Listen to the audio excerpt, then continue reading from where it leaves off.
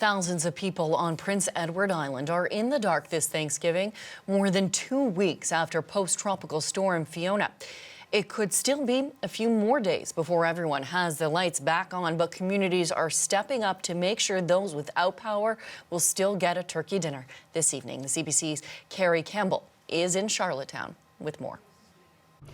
This morning, there were still 10,000 islanders who woke up in the dark. In many cases, their power lines pulled down by massive trees like this one.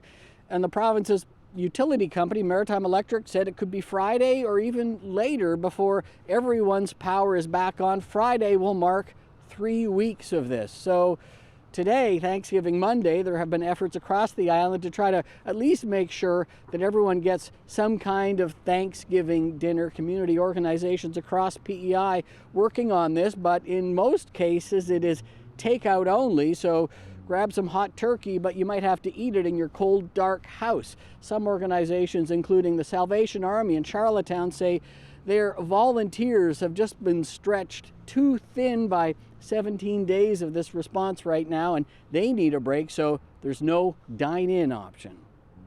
But we had so much going on with the relief effort, and to be honest, Thanksgiving snuck up on us.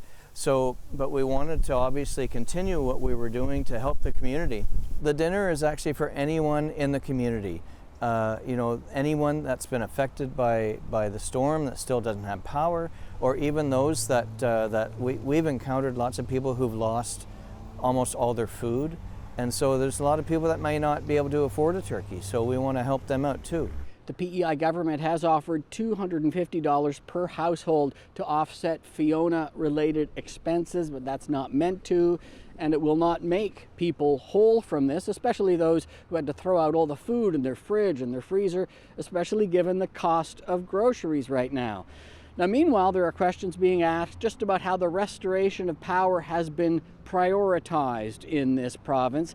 P.E.I.'s Emergency Measures Organization maintains a list of 1,600 properties considered critical infrastructure. Now, that's gas stations and grocery stores, but also government-owned seniors housing complexes and long-term care facilities. Some of those types of facilities had to wait until day 10, day 12 even, before their power was restored.